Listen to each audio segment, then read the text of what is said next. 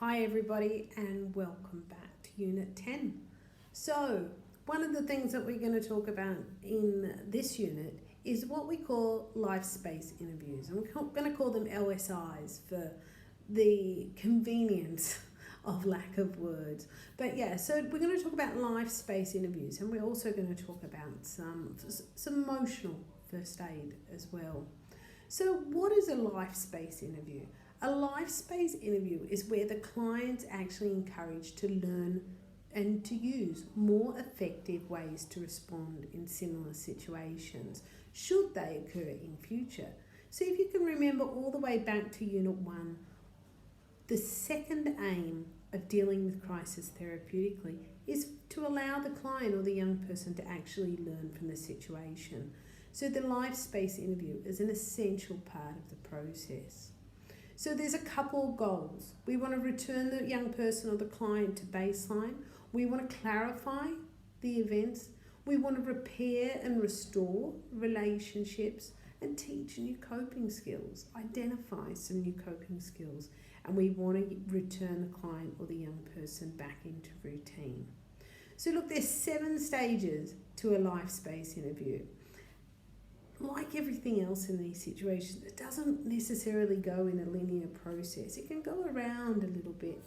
Always say that the majority of time, about 95% of the time of the life space interview, actually needs to concentrate on the new coping skills rather than the event. Okay? So the first thing we want to do is actually isolate the client. We want to actually go to a place where the stimuli is decreased, where it's quiet, and where they're actually not around their peers and having to save face around peers and other people that they know. We then want to make sure that we explore the client's point of view. Ask them what happened. Ask them to explain what happened. It's essential to really listen carefully and to use open questions, as this really encourages them to elaborate on what happened. You need to make sure that you're conveying a feeling of support and understanding to their point of view, even when it's really difficult to do. Try to put an order to the chronological events. What led to what? So that exploring is really important after we isolate the situation. We then want to make sure that we move on to summarising what happens, and more importantly, actually summarise what the client or the young person was actually feeling. Summarise what they said. Remind them of what they've said concerning about what happened and how they felt during the actual incident. You then need to make sure that you actually connect the feelings of the young person to their behaviour. And this is a really critical step, because this is often what the client finds the hardest to do. So saying things like, it seemed that you were really upset because of the comments that were made. Those sorts of things. Then check and make sure that you've got it right. Now this is the best part of the conversation, and that's the discussion about the alternative behaviours, where alternative behaviours are explored. So this is where we discuss with them what might have actually been a different way to work in the situation. And importantly, you want to try and get the client's point of view on this rather than putting across your point of view. If they have their point of view and it's a good one and it's going to work and you can actually see some logic in it, they're going to have more ownership over the outcome. Sometimes it might actually be more appropriate to direct the young person or the client into behavioural options which were a more appropriate choice, and that's okay. And sometimes we might even suggest some alternatives when there doesn't appear to be any that the client is able to identify. We want to offer opportunities to practice the new behaviours, so maybe a little bit of role playing, a little bit of those discussions, and then we want to enter the client back into the normal routine where possible. Ask them whether they're happy to re-enter and encourage them to actually think and act positively about this. Okay? So we want to make sure, and now importantly, this is after things have diffused. This is after things have really settled, not in the middle of the incident, but a while after. We want to isolate.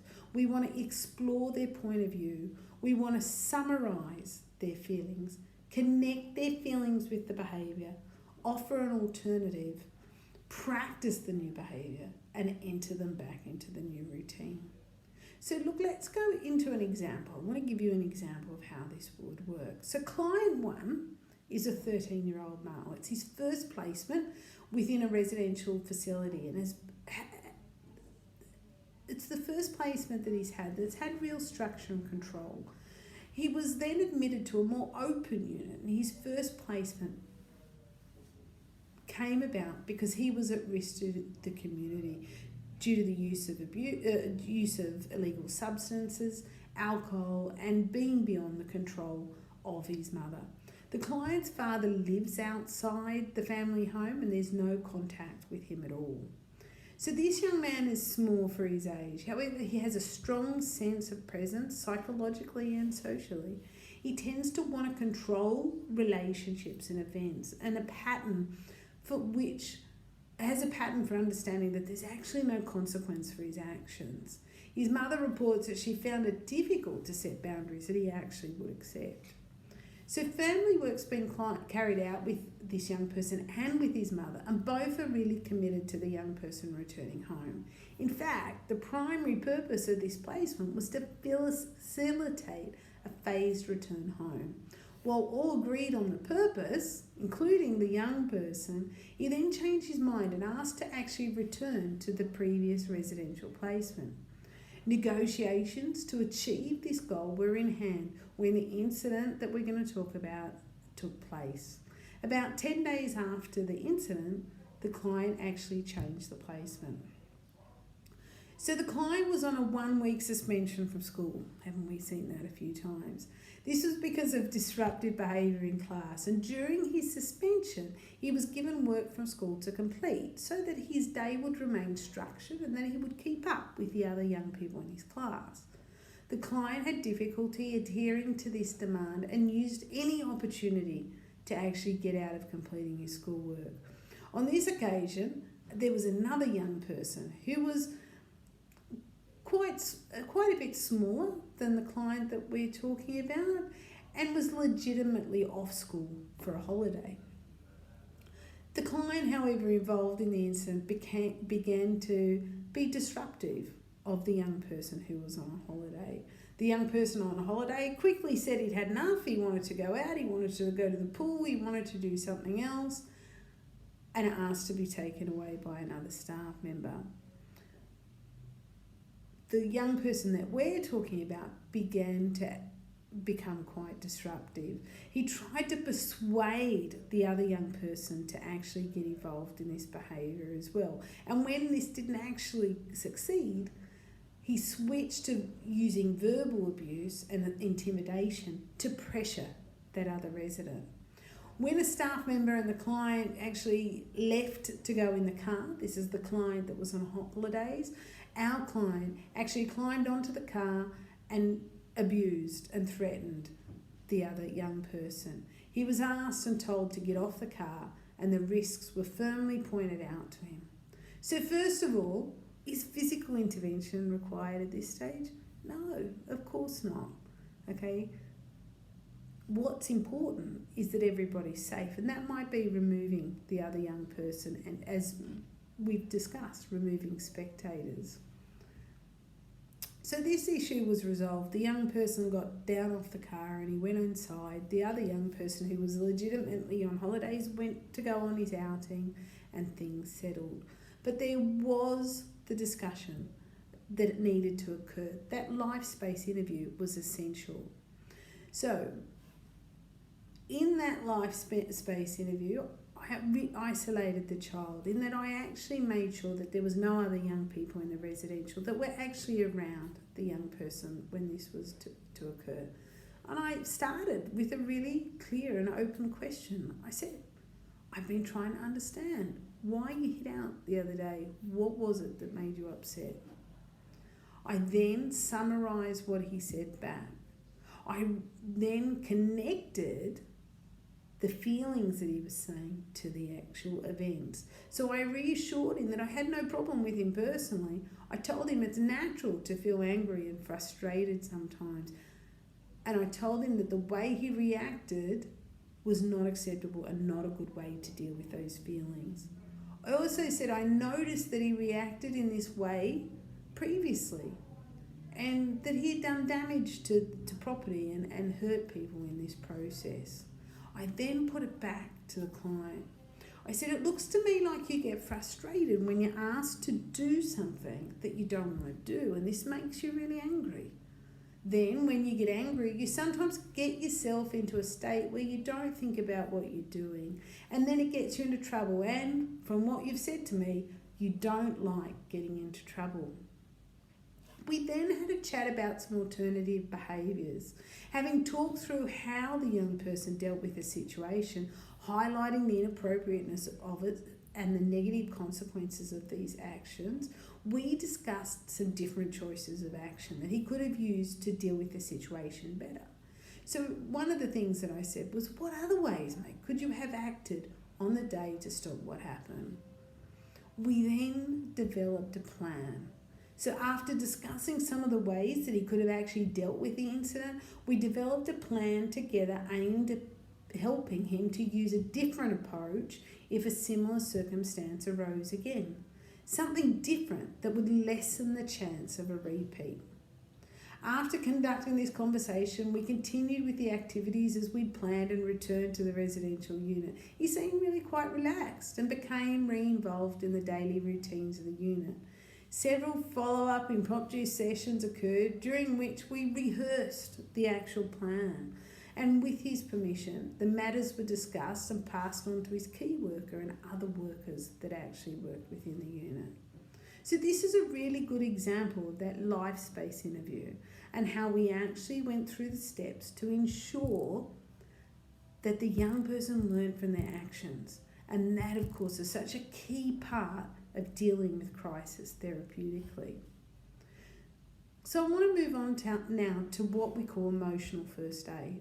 So emotional first aid is a quick intervention designed to get the client through a challenging situation and continue in the activity that they're learning and some essential skills.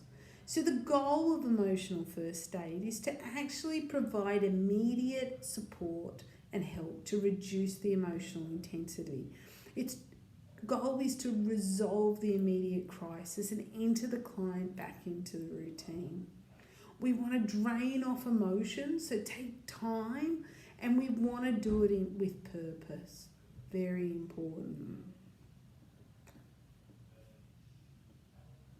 So with that emotional first aid, I want to give you an example of something that works really well, particularly with children, and that's doing the breathing and hand technique. So if you hold up your hand and we get the young person to breathe in and breathe out. Breathe in and breathe out. Breathe in, breathe out.